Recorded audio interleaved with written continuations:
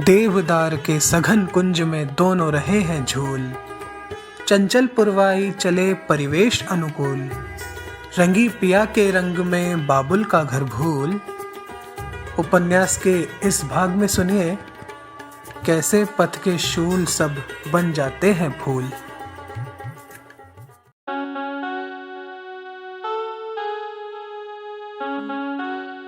Can I hold your hand, एक खूबसूरत एहसास।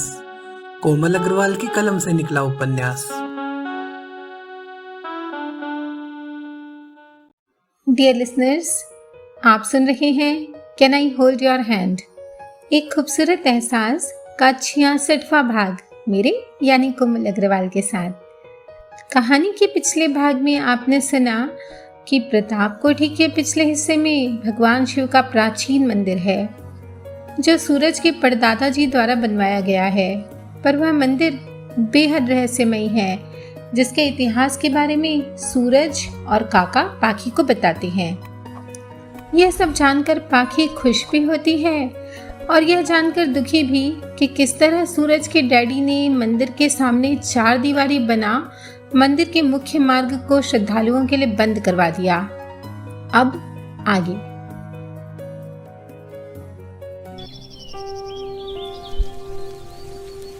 वर्षा की मोटी मोटी बूंदें धरती पर पड़ने लगी थी।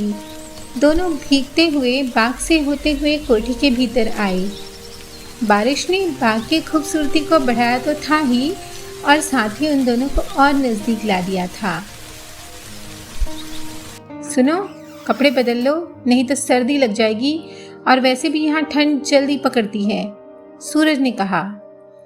दोनों गेस्ट रूम में थे। तुम भी तो भीगे हो, पहले तुम जाओ। नहीं, पहले तुम। नहीं, पहले तुम, सूरज ने आदेश दिया। तुम जाओगे तब ना, पाखी संकोच से बोली। सूरज चालाकी भरे मुस्कान से बोला, मैं क्यों जाऊंगा, मेरे कपड़े यहीं आ जाएंगे। मंगलू, उसने पुकारा। पाखी उसकी चालाकी को समझ बोली, ये मेरा कमरा है, समझे, अब भी बुलाती हूँ काकी माँ को। काकी माँ, कहते हुए उसने मुंह खोला ही था कि सूरज उसे चुप कराते हुए बोला, बस बस, तुम तो मेरी छुट्टी कर देती हो। एक काम करो, जल्दी से चेंज करके बाहर आना, नाश्ता मुझे तुम कराओगी आज। वह आदेश देकर बाहर की तरफ चला गया। झरोखों पर पड़े पर्दों को खींच पाखी ने सूरज का लाया एक लॉन्ग सूट पहना। फ्लोरल एम्ब्रॉयडरी सूट उस पर काफी आकर्षक लग रहा था। उस पर धानी रंग की ओढ़नी सेट कर वह बाहर आई। अभी तक उसे कोठी के सारे कमरों की जानकारी नहीं हुई थी, बस डाइनिंग तक जाने का रास्ता उसे मालूम हो गया था। वह अभी किचन तलाश कर ही रही थी कि उसे मंगलू आता दिखाई दिया। कुछ चाहिए छोटी मलकिन? किचन कहाँ है? उसने पूछा। मंगलू ने उसे अपने पीछे आने को कहा।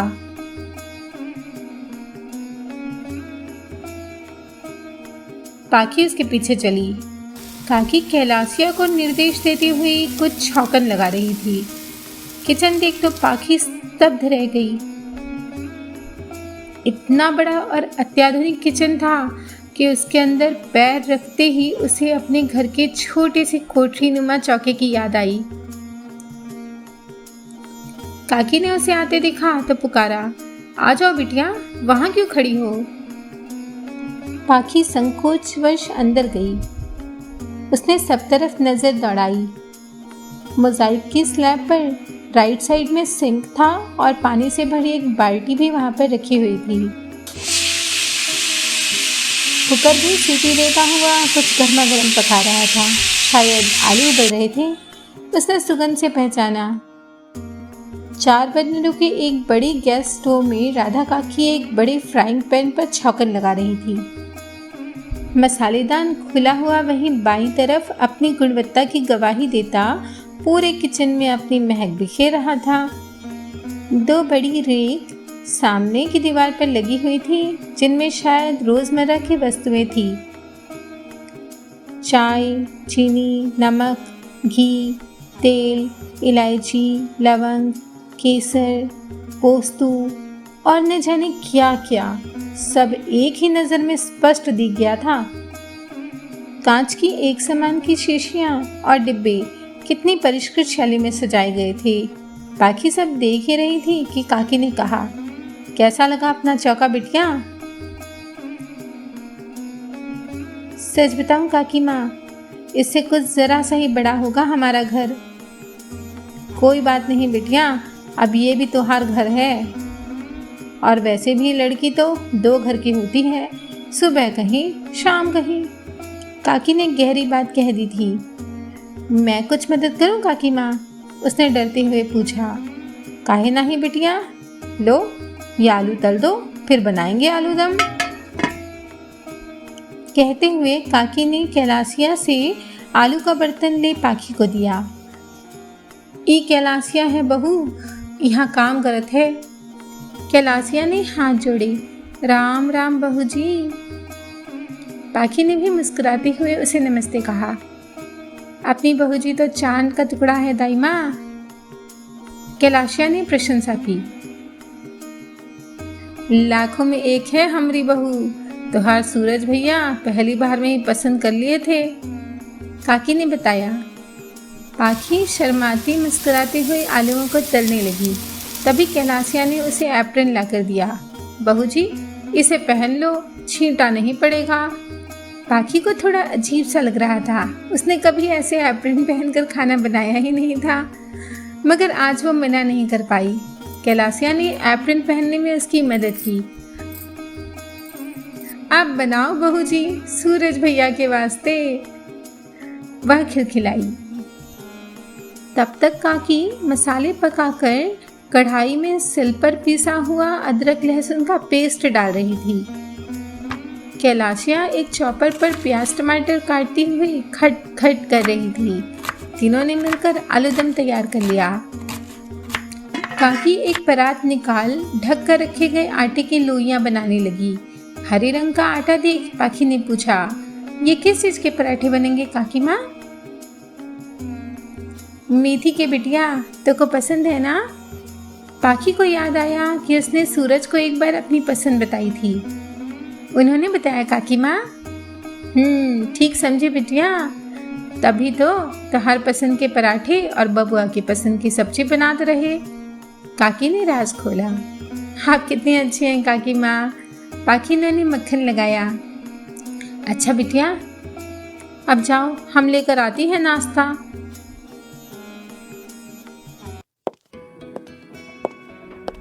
पाखी बाहर गई। शंकर काका डाइनिंग के पास खड़े थे और हॉटकेस खोलकर देख रहे थे। क्या है काका इसमें? पाखी ने उनसे पूछा। सूरज बाबा ने होटल से मंगवाया है बहू। वही है। वह और भी डिब्बे खोल खोल कर डाइनिंग पर रखते जा रहे थे। एक डिब्बे को जैसे ही उन्होंने खोला, एक जानी पहचानी सुगंध आई। जलेबी है ना काका?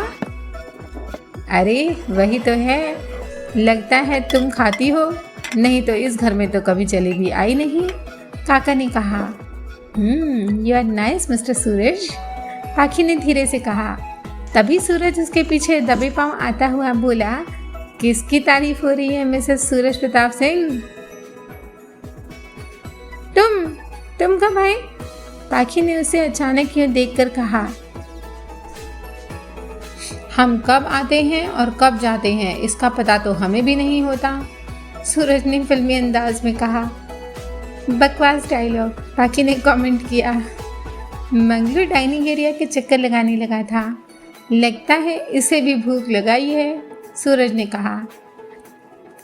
वह पाखी को साथ लेकर डाइनिंग के नज़दीक आया और अपनी कुर्सी निकाल उसने पाखी को बैठने का संकेत किया। पर यहाँ तो तुम बैठते हो ना? पर आज तुम बैठोगी क्योंकि आज इस कोठी में तुम्हारी पहली सुबह है और पहला ब्रेकफास्ट भी तो है। सो ये स्पेशल ट्रीट ऑन मी। सूरज ने उसे बैठाया। पाखी को बहुत अच्छा फील हो रहा था। एक रोज़ उसे देते हुए सूरज बोला, a beautiful rose for a beautiful lady. काका दोनों की प्लेट में नाश्ता लगाने लगे तो पाखी ने उनसे हॉट पॉट लेकर कहा, आज आप नहीं, आज मैं सर्व करूंगी, प्लीज़। उसने सूरज की प्लेट में उपमा रखा, फिर चटनियाँ और अचार निकालकर छोटी छोटी कटोरियों में डालने लगी। अपने लिए भी उसने प्लेट लगाई और बैठ गई। शुरू करो अब। जलेबी की प्लेट से एक टुकड़ा तोड़ उसने पाखी को खिलाया। पाखी ने भी उसे खिलाया। दोनों नाश्ता करने लगे। मंगलू तब तक आलू दम लेकर आ गया था। शंकर काका अब मेथी के पराठे लेकर के आए। पाखी ने सूरज की प्लेट में आलू दम की सब्जी और मेथी के पराठे रखे। फिर पराठे का एक और तोड़ उसे खिलाने लगी। मैंने ये आलू फ्राई किए हैं, उसने कहा। तब भी इतने डिलीशियस हैं, सूरज ने खाकर तारीफ की। दोनों एक ही प्लेट में पराठे खाने लगे। ठीक बने हैं बिटिया। पाखी किचन से और पराठे लेकर आ गई थी। बहुत अच्छे हैं काकी, मेरी भाभी भी ऐसे ही मेथी के पराठे बनाती थी। आपने तो बिल्कुल उनकी याद दिला दी, और घर की भी। अब ये तुम्हारा घर है, समझी चिड़िया, सूरज ने कहा। सॉरी, मेरा वो मतलब नहीं था, पाखी ने कहा। ठीक है, पर आइंदा याद रखना, सूरज ने फिर से एक्टिंग की। पाखी मुस्कुराने लगी। दोनों ने नाश्ता खत्म कर साथ कॉफ़ी पी। चलो, तुम्हें कुछ दिखाना है। सूरज उसका हाथ पकड़कर उसे लॉन की तरफ ले आया। लॉन से होते हुए वह एक लता मंडप के पास पहुंचे। वह चारों तरफ से कई सघन वृक्षों से घिरा हुआ था। देवदार के लंबे वृक्ष मनोहारी दृश्य प्रस्तुत कर रहे थे। चेरी के वृक्ष गुलाबी फूलों से लदे लता मंडप के द्वार के दोनों ओर खड़ी थे।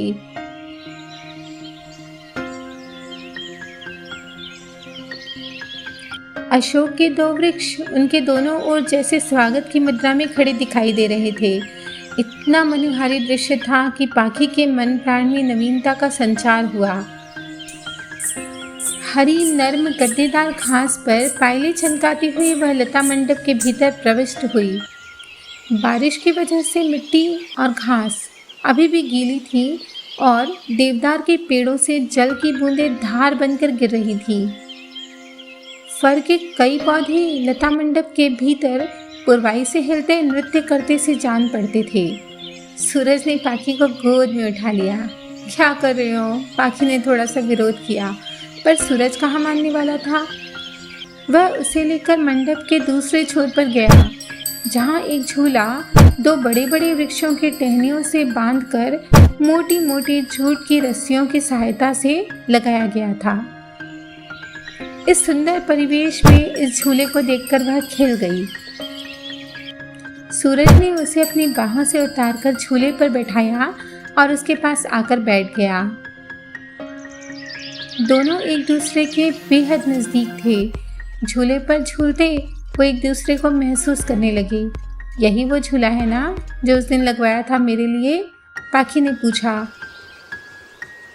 मगर तुम आई नहीं ना तो ये उदास हो गया। सूरज ने उसके गले में बाहें डाली। अब तो खुश हो गया ना? पाखी ने उसके कंधे पर सर रख दिया और पूछा। झूला भी और मैं भी, सूरज ने उसके बिखर आए केशों से खेलते हुए कहा। चेरी के गुलाबी फूल झरझर करते हुए दोनों पर गिरने लगे थे और पुरवाई स्वयं ही झूले को डुलाती हुई अटखेलियां कर रही थी। अभी वो दोनों प्यार में डूबने ही लगे थे कि सूरज का फोन रिंग होने लगा। उसने नाम देख फोन उठाया। सामने वाला व्यक्ति शायद आने की अनुमति मांग रहा था। ठीक है, तुम लोग अभी आ जाओ, लेकिन सुनो, मुझे शाम तक सारा काम तैयार चाहिए, सूरज ने कहा और फोन रख दिया। कोई आने वाला है क्या? पाखी ने सवाल किया। लेकिन तुमसे मिलने नहीं, सूरज ने कहा। अब चलो, हम बाहर जा रहे हैं। लेकिन कहाँ? पाखी फिर पूछने लगी। वो तो वहाँ जाकर ही पता चलेगा, सूरज ने बात बनाई। पाखी बहुत से गुलाबी फूलों को अपनी धानी ओढ़नी में समेट कर चली। इतने फूलों का क्या करोगी?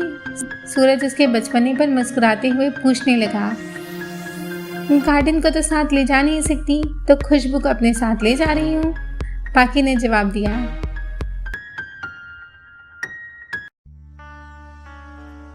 तो साथियों, पाखी की सांसें फूलों की खुशबू से महक उठी है और महक उठा है उसका जीवन। पर सूरज की जिंदगी के खुलते परत दर परत राज उसे कई बार बेचैन कर देते हैं। जैसे वो कौन लोग हैं जो अभी आने वाले हैं, और उनके आने से पहले सूरज पाखी को कहीं और क्यों लेकर जा रहा है, और वो कौन सी जगह है। ऐसे कितने ही सवालों को फूलों की तरह अपनी ओढ़नी में समेटे पाखी चल पड़ी है सूरज के साथ कदम से कदम मिलाकर, एक अनजान सफर पर। तो क्या है इस अनजान सफर की मंजिल? सोचिएगा, पर कहीं खो न जाइएगा। कमेंट बॉक्स में अपनी प्रतिक्रिया अवश्य दीजिएगा। पसंद आने पर प्रस्तुति को लाइक और शेयर अवश्य कीजिए। चैनल सब्सक्राइब करके बेल आइकन जरूर दबाइए। बने रहिए कनेक्टिंग ड्रीम्स के साथ, जो दे सपनों को पंख।